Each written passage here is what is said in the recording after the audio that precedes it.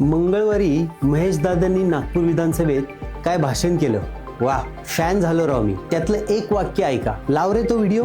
अध्यक्ष महाराज, ही कुत्री वाढण्याचं कारण काय? ऐकलं?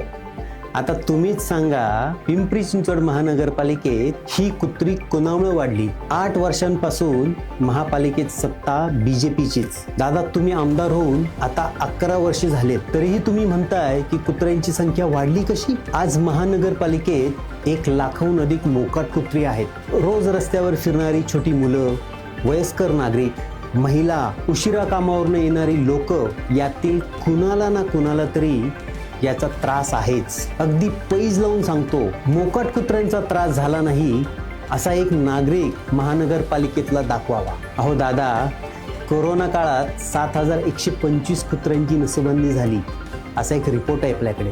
जिथे लोक बाहेर पडत नव्हती तिथे नसबंदी केली कोणी आणि कुणाची? नसबंदी कसली केली आहे दादा? भ्रष्टाचार केलाय. एवढंच नाही दादा, तुम्ही पिंपरी चिंचवड शहराचे कारभारी म्हणवता. असं असून सुद्धा पुणे महानगरपालिकेवाल्यांनी तिथली कुत्री आपल्या इथे आणून सोडली. कुठे? आपल्या भोसरी विधानसभेत सोडली.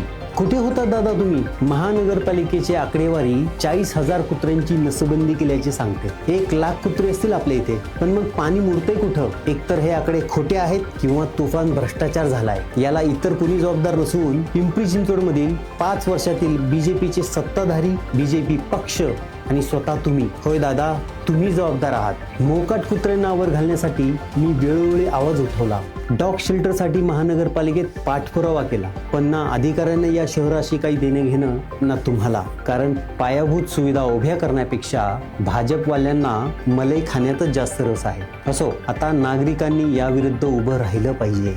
वेळीच याविरुद्ध कारवाई करा, नाहीतर मोठं जनआंदोलन उभं करावं लागेल.